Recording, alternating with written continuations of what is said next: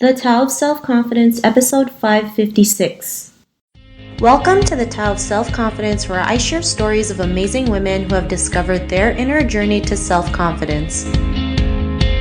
Visit our website at thetaoofselfconfidence.com. Your inner journey to self-confidence awaits. Well, hello, friend. Welcome to the Tao of Self-Confidence, where I share stories of amazing women who have discovered their inner journey to self-confidence. I'm your host today, Sheena Yap Chan, and today I have a phenomenal lady on the show today. She is a fitness professional, and I'm really excited to have her on and share her story with us today on self-confidence. So without further ado, I'm going to introduce you to Katie Chung Hua. Katie, how are you today? Maybe you can fill in a little bit more about yourself to our listeners. Hi, I'm good. I'm excited to do this podcast today. I am, yes, a fitness professional. I grew up as an athlete and then I started competing when I was 19. And then I kind of just stayed in the industry ever since. Awesome. Well, thanks for sharing that. And Katie, what's your cultural background? I am half Chinese and then half, I would say, European, German, English, French. Thanks for sharing that. And what would be your favorite self-confidence quote?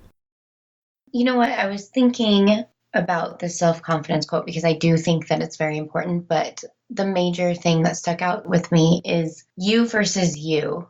And that's something that I kind of live by because I think that in today's age, especially, we tend to really compare ourselves. And so, it's just really simple, just you versus yourself, and you just seeing where you were yesterday and where you can go tomorrow and just comparing to how far you've gone.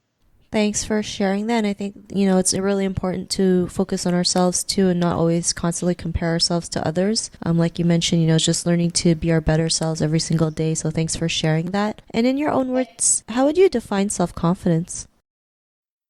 I think it's how you perceive yourself and how you portray that. I don't think that there's a single person on earth that can say that they're fully confident in themselves and they don't have any doubt. I think that it's believing in yourself and just continuing to believe in yourself, even though you know that you have your imperfections, and looking over that and just striving to be better.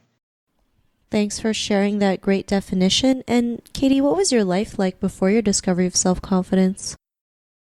I think that as a young, especially girl, I think that when you don't have a lot of self-confidence, you're always trying to please others and get others' approval. And it's hard to make a decision without having somebody tell you it's the right decision. And so I think that before I really felt confident in myself, I had that self-doubt and I had to ask others, hey, is this a good decision? Is this the right path? Am I going the right direction with my career? So, something like that. Thanks for sharing that. And I think that's something we all have been through, right? The second guessing of our decisions, just trying to get approval, pleasing others, especially how we're brought up, right? We've been taught to please others and, make sure that everyone else is okay before us. And, that really hurts us because then we doubt ourselves. We feel like we're not enough. We feel like we have to keep doing things for others or seeking approval to feel worthy, not realizing it comes from us within ourselves. And what was that point in your life when you realized that you were more than enough, to be the person that you are and have that confidence? What was that aha moment?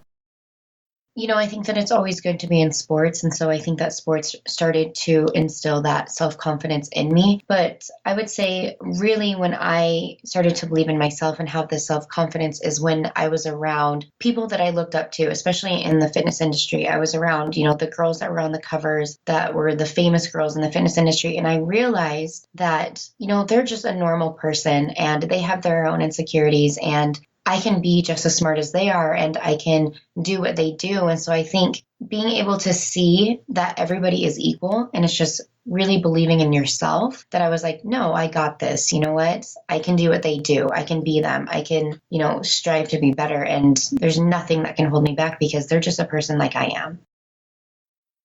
Thanks for sharing that. And, it makes a huge difference when you see people in person, especially like you mentioned, people you look up to, and you just realize, yeah, they're human, right? They're human beings just like us. They've been through, the same struggles we've been through, but they've been able to push through it and, be the success that they are, be the person that they are today. And when you can see what's possible for one person, then you can see what's possible for yourself as well, and you have that confidence to go out there and do it, because you know that if one person can do it, then you can do it as well. And because of that realization, what's your life been like now?